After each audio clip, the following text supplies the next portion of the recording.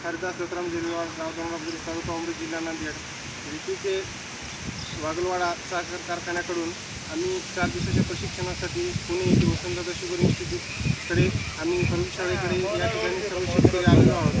तर आम्हाला या ठिकाणी आपल्याला असं प्रशिक्षण मिळालेलं आहे की आपण जे आपले मराठवाड्याकडले शेतकरी आहेत, म्हणजे आपण खरं तर जमिनीचं जे माती परीक्षण आहे ते आपण करतच नाही. त्याच्यामुळे त्याच्यातली काय कमतरता आहे आपलं, आणि आपल्याकडं मिक्स व्हेरायटी असल्यामुळं आपल्याला त्याचं उत्पादन व्यवस्थित भेटू शकत नाही.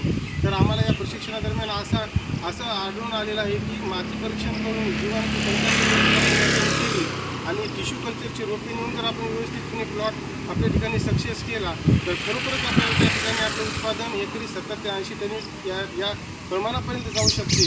आणि हे जे वसंतदादा शुगर इन्स्टिट्यूटचं प्रशिक्षण आहे, खरोखरच प्रत्येक शेतकऱ्यांनी जर अवलंब केला तर त्यांना या ठिकाणी चांगलं एक त्या ठिकाणी त्यांना शेतकऱ्यांना त्या ठिकाणी फायदा 20 ते 25% होऊ शकते, असं आम्हाला या प्रशिक्षणादरम्यान आढळून आलेलं आहे. आणि या ठिकाणी तज्ज्ञ प्रत्येक विभागाचे तज्ज्ञ या ठिकाणी लेक्चर आम्हाला भेटलेलं आहे. माती परीक्षण असो किंवा त्या ठिकाणी बेणे लागवड बेणे प्रक्रियाचा असो, प्रत्येक आम्हाला 4 दिवसामध्ये या ठिकाणी आम्हाला कशा प्रकारे आपल्याला मातीचा सेंद्रिय कर्ब वाढवून आपण म्हणतो की ऊस पिकं आपल्याला या ठिकाणी तोट्यामध्ये चाललेलं आहे आपल्याला या काळामध्ये.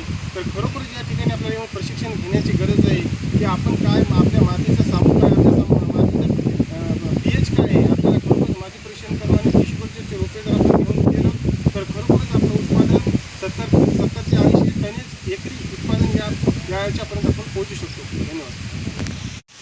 नमस्कार. मी कृषी दूध सहाय्यक Shivaji Jadhav, NVK agro food Wagalwada, taluka Umri, जिल्हा नांदेड येथून माननीय चेअरमन श्री मारुतरावजी कवळे साहेब यांच्या मार्गदर्शनाखाली दरवर्षीप्रमाणे आपल्या भागातील शेतकरी, ऊस उत्पादक शेतकरी हा ज्ञानवर्धक होऊन नवीन विचाराचा अभ्यास करून कशा प्रकारे शेतीमध्ये उत्पन्न जास्त करेल या हेतूने दरवर्षी कारखान्यामार्फत आपल्या PSI पुणे म्हणजेच वसंतदादा शुगर इन्स्टिट्यूट पुणे येथे 4 दिवसीय ऊस प्रशिक्षण म्हणजेच ज्ञानयाप या प्रशिक्षणासाठी पाठवण्यात येतात. तर दरवर्षीप्रमाणेच याही वर्षी लागवड हंगाम 2026 आणि 27 साठी आपल्या NVK ॲग्रो फूड अंतर्गत शेकडो शेतकऱ्यांना दरवर्षीप्रमाणेच घेऊन येतो. तर याही वर्षी आपण काही शेतकऱ्यांना आणलो. तर कशा पद्धतीने आहे शिकवण किंवा काय आपल्याला खरंच इथं येऊन फायदा होतो का, किंवा यापासून आपल्याला काही नवनवीन प्रयोग करून कशा प्रकारे उत्पन्न वाढवता येईल याचा एक आपण छोटासा एक फीडबॅक व्हिडिओ म्हणण्यापेक्षा एक सारांश कसा भेटेल हे जाणून घेण्याचा प्रयत्न करू. तर आपल्यासोबत बिलोली तालुक्यातून आलेले काही शेतकरी आहेत. तर त्यांचा आपण परिचय घेऊ सर्वप्रथम आणि त्यानंतर त्यांना जे काही मार्गदर्शन इथं मिळालेलं आहे तर त्याची एक छोटीशी आपण माहिती घेऊ. सर पाटील नमस्कार. तर आपण आज 4था दिवस प्रशिक्षणाचा.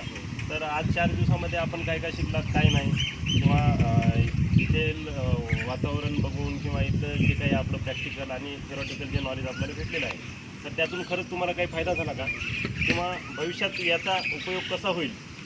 तर एक आणि आमच्या शेतकऱ्यांना तुम्ही काय संदेश द्याल हे एक थोडक्यात सांगावे. सर्वप्रथम आपला परिचय.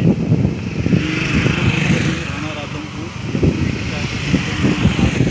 प्रथमतः मी आमच्या कारखान्याचे चेअरमन यांच्या खूप आभारी आहे, कारण का हा ऊस शेती जो ऱ्हास होत चालला आहे त्यामुळे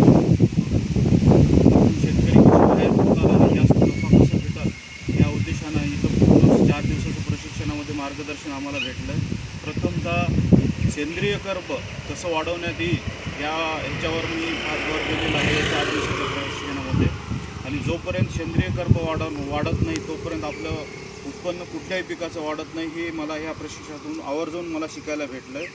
दुसरी गोष्ट म्हणजे आपण जे मराठवाड्यामध्ये काही क्षेत्रामध्ये जे पाण्याचं प्रमाण जास्त आहे तो पाण्याचा अति वापर करून आपली जमिनी कशी ऱ्हास होत चालली, जमिनीचा कसा पोत बिघडत चालला आहे ह्याबद्दल पण मला ठिबकद्वारे कसं आपल्याला नियोजन करता येईल या गोष्टीची पण माहिती भेटली.